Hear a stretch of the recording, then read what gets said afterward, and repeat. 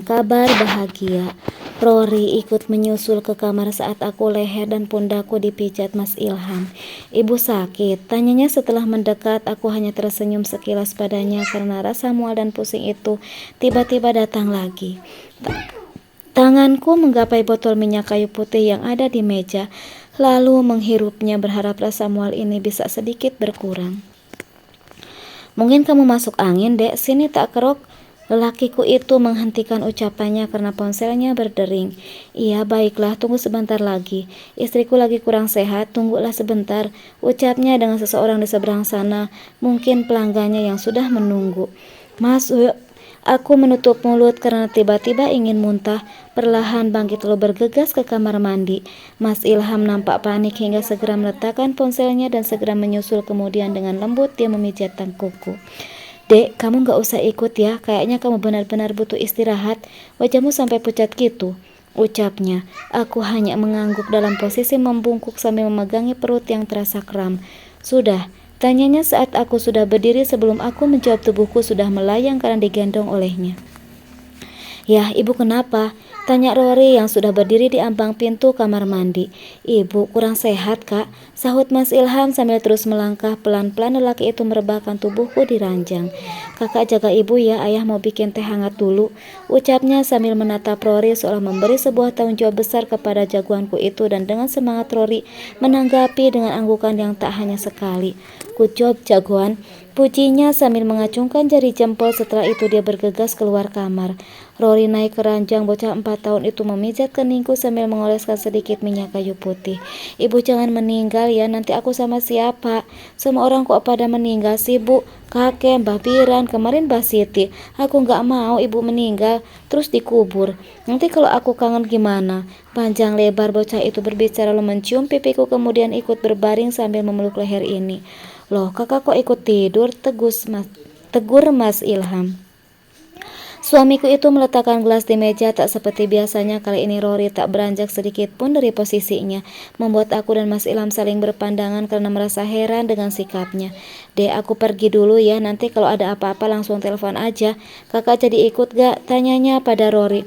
Tidak ya, aku mau nungguin ibu biar ibu gak meninggal kayak Mbah Siti, sahutnya membuat kami tersentak.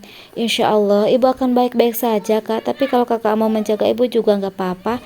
Ayah berangkat dulu ya, pamitnya lalu mencium pucuk kepala Rory. Setelah itu menatapku, nampak jelas kalau dia juga berat meninggalkanku.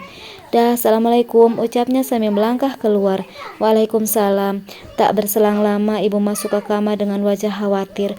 Kata suamimu kamu masuk angin, sini tak kerokin. Mendengar neneknya bicara, Rory bangkit lalu duduk di sisiku yang masih berbaring. Iya Bu, mungkin kecapean, sahutku sambil merubah posisi. Jangan sakit-sakit ya Nek, pelan-pelan saja. Aku ajak kalau dikerok pasti nangis karena sakit sekali. Aku gak mau ibu kesakitan terus meninggal. Hus, terdengar helaan napas dari ibu.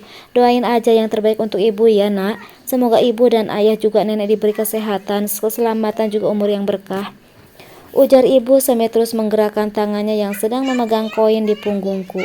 Umur berkah itu apa, Nek? Bukannya umur panjang kayak di lagu ulang tahun itu? Mendengar pertanyaannya membuatku tersenyum dan meringis dalam waktu bersamaan.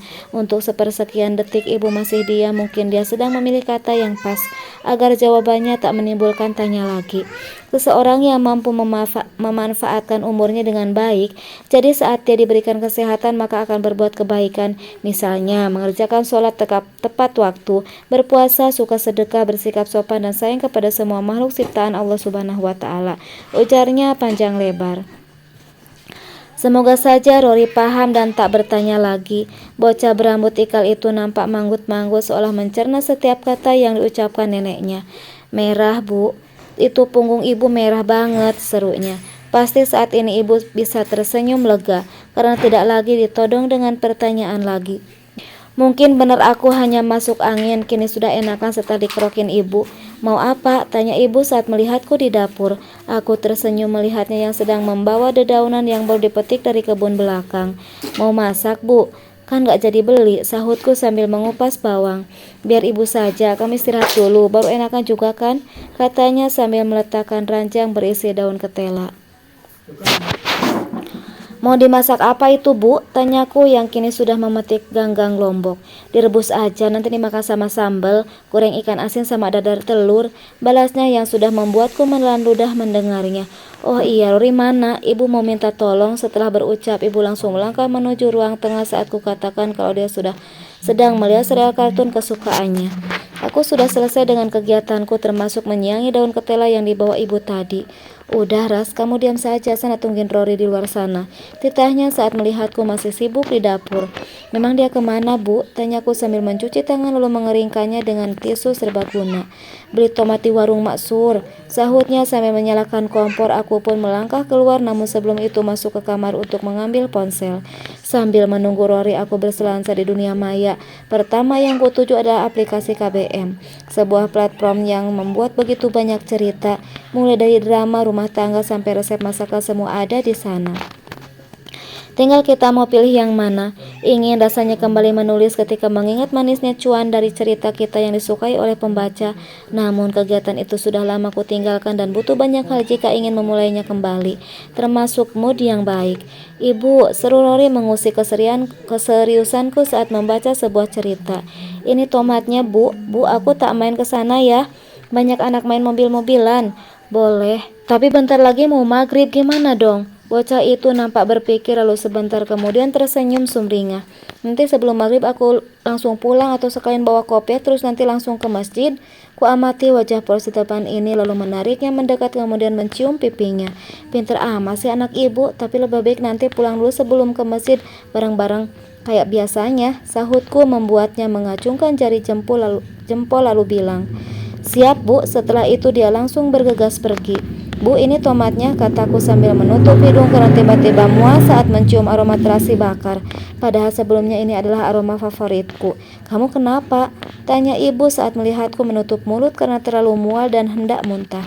"Gak tahu, Bu, tiba-tiba mual," sahutku yang masih menutup mulut dan segera meninggalkannya. "Ras, kamu?" Ibu mengikuti langkahku menuju wastafel. "Ras, bulan ini kamu tamunya udah datang?" tanya ibu sambil memijit tengkuku. Seketika aku termangu mendengarnya mengingat-ingat kapan terakhir bulanan. Ya Allah, Bu, aku memeluknya berharap apa yang kami pikirkan menjadi kenyataan. Untuk beberapa saat kami sering diam dalam kedekapan hangat sebuah pelukan. "Aku mau tes dulu, Bu, sepertinya aku masih punya cadangan tes pack," ucapku setelah mengurai pelukannya. Semenjak menikah, Mas Ilham memang ingin segera mempunyai momongan. Makanya aku selalu menyediakan alat tes kehamilan di rumah walaupun tanpa sepengetahuannya. Dan memang tak pernah menuntut, karena Mas Ilham tahu jika anak adalah rezeki yang diterima hanya jika Allah menghendaki. Namun dari caranya saat berbicara tentang adiknya Rory, aku tahu dia sangat ingin segera menjadi ayah yang sesungguhnya. Terkadang terbesit rasa khawatir di hati, takut jika nanti Rory punya adik, apa Mas Ilham akan tetap menyayangi seperti sekarang ini. Dengan perasaan campur aduk, aku melakukannya. Bismillahirrohmanirrohim.